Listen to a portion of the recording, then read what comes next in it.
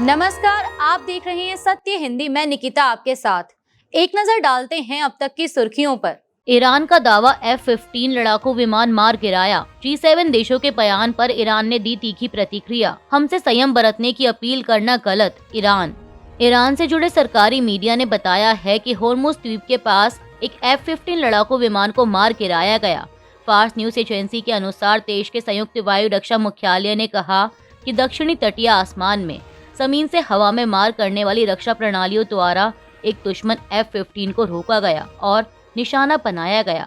Iran के press TV ने भी इस घटना की रिपोर्ट की और एक वीडियो साझा किया जिसमें दावा किया गया कि उसमें विमान को मार गिराए जाने का दृश्य दिख रहा है। मिडिल ईस्ट में जारी संघर्ष के बीच G7 देशों के बयान पर ईरान ने तीखी प्रतिक्रिया दी है। टोक्यो स्थित ईरानी दूतावास ने कहा कि G7 ने ईरान की आलोचना की, लेकिन अमेरिका और इसराइल के हमलों की निंदा नहीं की, जो अंतर्राष्ट्रीय कानून का उल्लंघन है। ईरान ने सवाल उठाया कि क्या ये देश बताएंगे कि किन अमेरिकी ठिकानों से हमले किए जा रहे हैं और किन हवाई रास्तों से टैंकर विमानों के जरिए लड़ाकू विमानों को ईंधन दिया जा रहा है। बता दें कि इससे पहले G7 देशों, जिसमें America, Germany, France, Britain, Japan समेत अन्य ने ईरान पर उसके सहयोगियों के अनुचित हमलों की निंदा की थी और अपने साझेदार देशों के समर्थन की बात कही थी। ईरान ने इस बयान को पक्षपाती बताते हुए कहा कि इसमें नागरिकों पर हमलों और कथित युद्ध अपराधों पर चुप्पी साधी गई है। ईरान के विदेश मंत्रालय के प्रवक्ता ने कहा है कि ईरान से संयम बरतने की अपील करने का कोई मतलब नहीं है। ईरान की सरकार न्यूज एजेंसी इरना के मुताबिक विदेश मंत्रालय के प्रवक्ता इस्माइल पाकेई ने तर्क दिया कि जिस देश पर हमला हुआ हो उससे ऐसी अपेक्षा करना अनुचित है। न्यूज एजेंसी के मुताबिक उन्होंने इस बात पर जोर दिया कि जिन देशों ने हमला करके दुश्मनी की शुरुआत की है उसे रोकने की जिम्मेदारी भी उन्हीं की है। डिएगो गार्सिया पर ईरान का नाकाम मिसाइल हमला, लेकिन ईरान की मारक क्षमता से बढ़ी चिंता। ईरान ने हिंद महासागर में स्थित अमेरिका ब्रिटेन के संयुक्त सैन्य अड्डे डिएगो गार्सिया पर मिसाइल हमला करने की कोशिश की, जिससे उसकी सैन्य क्षमता को लेकर नए सवाल उठे हैं। रिपोर्ट के अनुसार ईरान ने 2 बैलिस्टिक मिसाइलें दागी, लेकिन वे लक्ष्य को भेदने में नाकाम रहीं। माना जा रहा है कि यह पहली बार है जब इतने दूर स्थित इस रणनीतिक अड्डे को निशाना बनाने की कोशिश की गई। इस घटना के बाद ब्रिटेन ने इलाके में अपनी परमाणु पनडुब्बी तैनात कर दी है। विशेषज्ञों का कहना है कि इससे संकेत मिलता है कि ईरान की मिसाइलों की मारक क्षमता पहले के दावों से अधिक हो सकती है। हालांकि अमेरिकी रिपोर्ट के मुताबिक फिलहाल ईरान के पास ऐसी इंटरकॉन्टिनेंटल मिसाइलें नहीं हैं जो सीधे अमेरिका तक पहुंच सकें।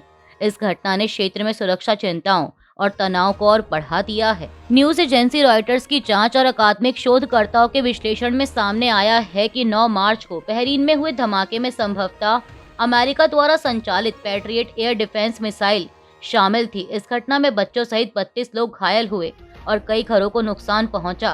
पहले बहरीन और अमेरिका ने इसे ईरानी ड्रोन हमला बताया था, लेकिन बाद में बहरीन ने स्वीकार किया कि मिसाइल ने हवा में ड्रोन को इंटरसेप्ट किया था। हालांकि शोधकर्ताओं का कहना है कि यह विस्फोट मिसाइल के हवा में फटने से भी हो सकता है। यह घटना सितरा द्वीप के महाजा इलाके में हुई, जहां एक तेल रिफाइनरी भी है। रिपोर्ट में कहा गया कि महंगी मिसाइलों से ड्रोन रोकने की रणनीति जोखिम भरी साबित हो रही है।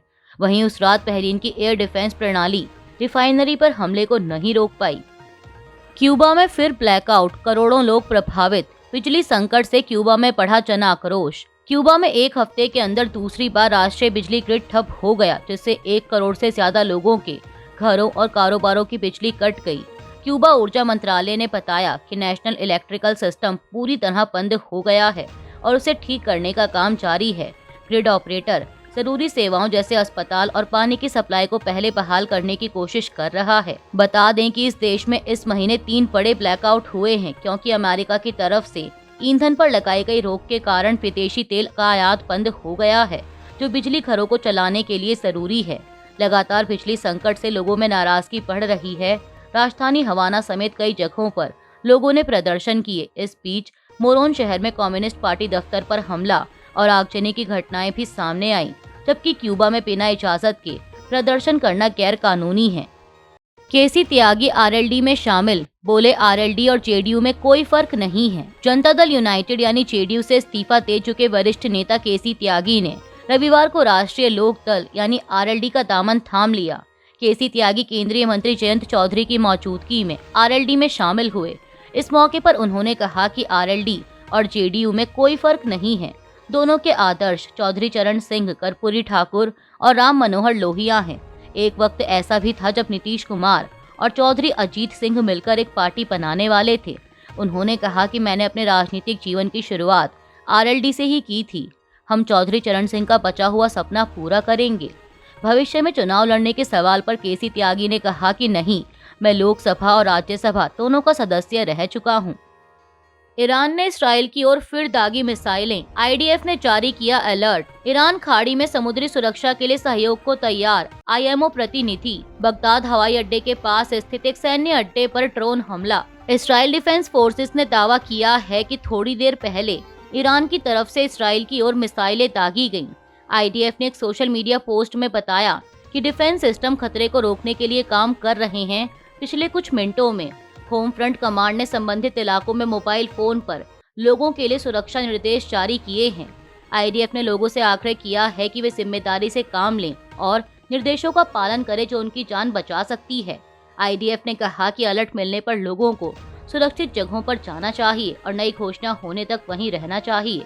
लोगों को सुरक्षित जगहों से बाहर निकलने की इजाजत तभी दी जाएगी जब इसके लिए स्पष्ट निर्देश मिलेगा। बता दें कि इसराइल के दक्षिण में टिमोना और अरत में शनिवार को हुए ईरानी मिसाइल हमले में 100 से ज्यादा लोग घायल हुए हैं।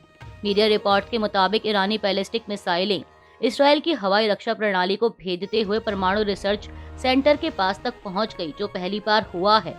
हमलों के पेटियों में पड़े धमाके और आग के गोले गिरते दिखे, हालांकि इनकी स्वतंत्र पुष्टि नहीं हो पाई है। संयुक्त राष्ट्र की समुद्री एजेंसी में ईरान के प्रतिनिधि अली मौसवी ने कहा कि ईरान खाड़ी क्षेत्र में समुद्री सुरक्षा को बेहतर बनाने और नाविकों की सुरक्षा के लिए अंतर्राष्ट्रीय समुद्री संगठन यानी आईएमओ के साथ सहयोग करने को तैयार है।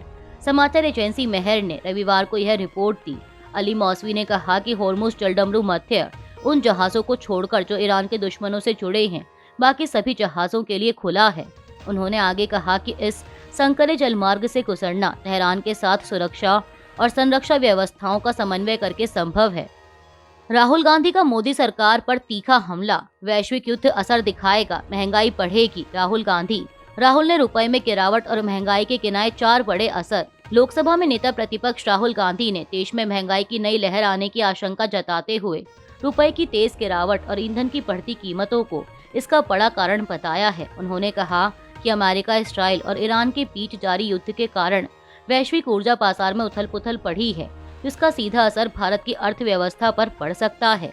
राहुल गांधी ने शनिवार को सोशल मीडिया प्लेटफॉर्म एक्स पर लिखा कि डॉलर के मुकाबले रुपए का लगातार कमजोर होना और औद्योगिक ईंधन की कीमतों में तेज उछाल सिर्फ आंकड़े नहीं बल्कि आने वाली महंगाई के स्पष्ट संकेत हैं। उनका यह बयान उस दिन के बाद आया जब रुपया 64 पैसे टूटकर डॉलर के मुकाबले 93.53 के ऐतिहासिक निचले स्तर पर बंद हुआ। राहुल गांधी ने कहा कि करेंसी में गिरावट और ईंधन महंगा होने का असर पूरे आर्थिक ढांचे पर श्रृंखलाबद्ध तरीके से पड़ेगा। उन्होंने आरोप लगाया कि सरकार इसे सामान्य बताने की कोशिश कर रही है, जबकि जमीनी हकीकत अलग है। कांग्रेस नेता राहुल गांधी ने सीधे 4 असर गिनाए। पहला, उत्पादन और परिवहन की लागत बढ़ेगी। दूसरा, एमएसएमई सेक्टर सबसे ज्यादा प्रभावित होगा। तीसरा, रोजमर्रा की वस्तुओं के दाम बढ़ेंगे। और चौथा, विदेशी संस्थागत निवेश यानी FII तेजी से बाहर जाएगा, जिससे शेयर बाजार पर दबाव बढ़ेगा। उन्होंने यह भी कहा कि बंगाल, तमिलनाडु, केरल, असम विधानसभा चुनावों के बाद पेट्रोल, डीजल और एलपीजी की कीमतों में बढ़ोतरी होगी और वो सिर्फ कुछ समय की बात है। यानी 4 राज्यों में विधानसभा चुनाव के बाद सरकार पेट्रोल और डीजल महंगा कर देगी। प्रधानमंत्री मोदी और उनकी सरकार पर निशाना साधते हुए राहुल गांधी ने आगे कहा कि मौजूदा आर्थिक चुनौतियों से निपटने के लिए सरकार के पास न दिशा है और न ही स्पष्ट रणनीति। उन्होंने कहा कि सरकार क्या कह रही है यह मुद्दा नहीं है, असल सवाल यह है कि आपकी थाली में क्या बचा है।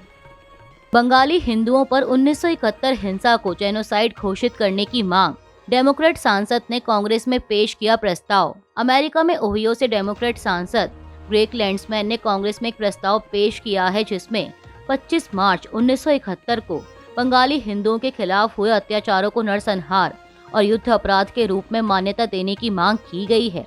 यह प्रस्ताव ऑपरेशन सर्चलाइट से जुड़ा है, जब पाकिस्तानी सेना ने पूर्वी पाकिस्तान यानी जो कि अब बांग्लादेश है में बड़े पैमाने पर दमनकारी कार्रवाई शुरू की थी। प्रस्ताव में आरोप है कि सेना और उसके सहयोगियों ने बंगाली हिंदुओं को निशाना बनाते हुए हत्या, बलात्कार और जबरन पलायन जैसी घटनाएं की। इसमें ब्लड टेलीग्राम का भी जिक्र है, जिसमें अमेरिकी राजनयिक ने उस समय इन घटनाओं को सेलेक्टिव जेनोसाइड बताया था। यह प्रस्ताव अमेरिकी राष्ट्रपति से अपील करता है कि इन घटनाओं को मानवता के खिलाफ अपराध, युद्ध अपराध और नरसंहार के रूप में आधिकारिक मान्यता दी जाए। अमेरिका के राष्ट्रपति डोनाल्ड ट्रंप की धमकी के बाद ईरान ने जवाबी कार्रवाई करने की चेतावनी दी है। ईरान के सरकारी मीडिया ने कहा कि अगर ईरान के ईंधन और ऊर्जा केंद्रों पर हमला होता है तो देश की सेना अमेरिका से जुड़ी एनर्जी फैसिलिटीज को निशाना बनाएगी। ईरान की खातम अल अनबिया केंद्रीय कमान के प्रवक्ता इब्राहिम सोल फाखरी ने कहा कि ईरान अमेरिका और इसराइल से जुड़े मीठे पानी वाले प्लांट और आईटी के बुनियादी ढांचे पर भी हमला करेगा। ईरान की यह चेतावनी अमेरिकी राष्ट्रपति ट्रंप के उस अल्टीमेटम के बाद आई है, जिसमें ट्रंप ने कहा है कि अगर ईरान ने 48 घंटों के भीतर होर्मुज स्ट्रेट को नहीं खोला तो अमेरिका ईरान के पावर प्लांट्स को पूरी तरह तबाह कर देगा। अमेरिका के राष्ट्रपति डोनाल्ड ट्रंप ने ईरान को कड़ी चेतावनी देते हुए कहा है कि अगर 48 घंटे के भीतर स्ट्रेट ऑफ होर्मुज नहीं खोला गया तो अमेरिका ईरान के पावर प्लांट्स पर हमला कर उन्हें तबाह कर देगा। ट्रंप ने यह बात ट्रुथ सोशल पर एक पोस्ट के जरिए कही और कहा कि कार्रवाई सबसे बड़े पावर प्लांट से शुरू होगी। यह बयान ऐसे समय आया है जब ईरान ने इस अहम समुद्री रास्ते को बंद कर रखा है, जिससे वैश्विक तेल सप्लाई पर असर पड़ रहा है और कीमतें तेजी से बढ़ रही हैं। इस स्ट्रेट ऑफ होर्मुज दुनिया के करीब 20% तेल की सप्लाई का मुख्य रास्ता है। ट्रंप ने यह भी कहा कि इसकी सुरक्षा की जिम्मेदारी उन देशों की होनी चाहिए जो इसका इस्तेमाल करते हैं। अभी के लिए इतना ही। बाकी की देश दुनिया की बड़ी खबरों के लिए जुड़े रहिए सत्य हिंदी के साथ। Copyright disclaimer under Section 107 of the Copyright Act 1976. Allowance is made for fair use for purposes such as criticism, comment, news reporting, scholarship, and research. Fair use is a use permitted by copyright statute that might otherwise be infringing.